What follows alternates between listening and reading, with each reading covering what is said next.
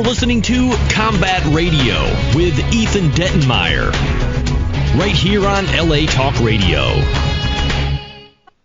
Yeah, we better start the show. Welcome to another episode of Combat Radio. Sorry. The conversation off mic, as always, is way too hilarious. It's like, do we even need to do a show? Does anyone even want to hear us talk? Because what we're talking about is so awesome. Anyway, I'm kidding. Let's go around the room. We're going to start with the big robot, Mecha Godzilla. Hello, world. How are you all? 35 countries out there, apparently. Yes, 36 if you want to count Costa Rica, but who does, really? You're nobody unless you have a military, right? You just switched off every listener we had. All I know. Latin America just logged off simultaneously. I want to go to Costa Rica. You should. I hear it's beautiful. Also with us is one of our favorite regulars, author of the brilliant book, The Making of Tron, and so many other things, filmmaker William Calley. Hey, everybody. Good to see you again. Nice to see you, man. It's always great to have you come up. And then we got a bit of a royalty in the studio with us today. Yeah, It's hard to beat this guy as a guest with some cachet, but one of our favorites. You may have seen the live feed when we interviewed him at PopCon, because he's a rather brilliant guy. You know him from things like Star Wars, Empire Strikes, the epic Cabin Boy. Let's start there, Cabin Boy. Then Star Wars. Let's start and end with Cabin Boy. There's nothing after Cabin Boy. Forget Tron. Forget the Black Hole. Forget the Empire Strikes Back. Let's not forget Superman 4. Right, Quest for Peace. There you go. Right, Quest for Peace. Very good. Well, yes, absolutely. It had a peaceful theme. Mr. Harrison Ellenshaw, good to have you here. Very nice to be here. Thank you. One of the cool things to start with, you've done the interview, but I'm going to have to backtrack for those who maybe have not heard our PopCon exchange. But in William Calley's book, there's a great picture of you as a young man being pushed on a cart by Walt Disney, who you knew when they were building Disneyland. And, yes. And you were in the mix when your father had a role with. Your father's got a window there. Do you have a window there yet? No. Fucking fascist. No.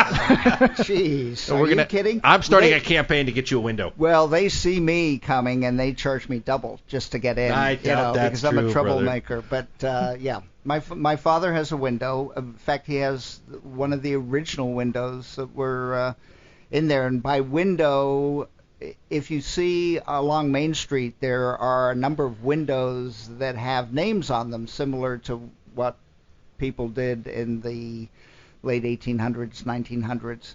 And so Walt Disney thought it would be very nice to have a window with some of the artists and some of the filmmakers and designers at Disneyland. My father happens to have one. I think it's art school, and there's Peter Ellenshaw, my father, John Hench, and Herb Ryman, who were all Disney artists. Where is it, approximately? It's at the end of Main Street. You turn right, and it's right in that little alleyway where the first aid station is. Oh, nice.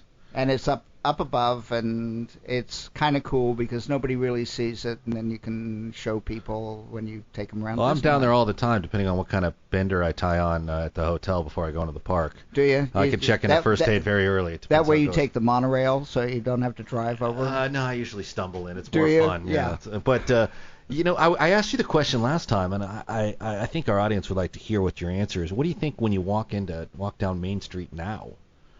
Do you think... I think I'm amazed how big the trees are and how small it looks, and that's part of what happens when you become an adult. Everything when you're a kid, and keep in mind, Disneyland was under construction when I was 10, and I would go down there with my father, who worked at Disney Studios, and it was magical then. Even it was dirt and scaffolding.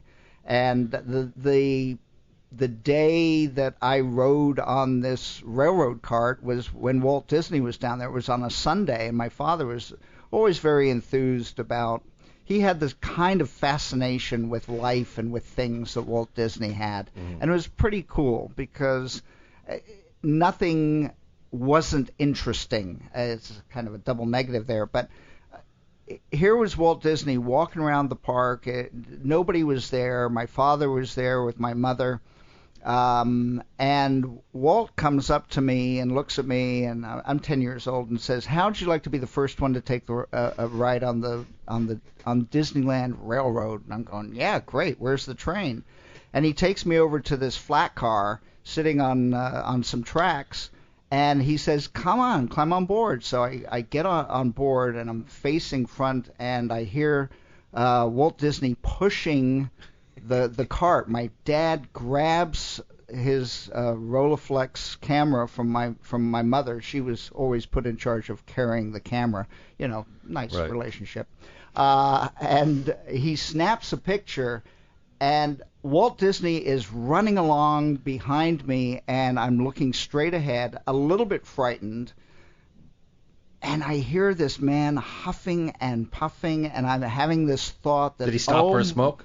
Oh my God, everybody knew he smoked, and everybody knew at that time, even 1954, 55, that smoking was not a good thing, in spite of what the ads were, take a puff, and it's springtime, or your doctor recommends Pall Malls, and, we'll get All of that sued, stuff. but whatever they were.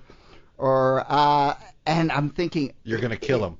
If he has a heart attack, this is not how I want to be remembered. Yeah, that's not the way you want to be remembered. Not, remember me as something else, but not that.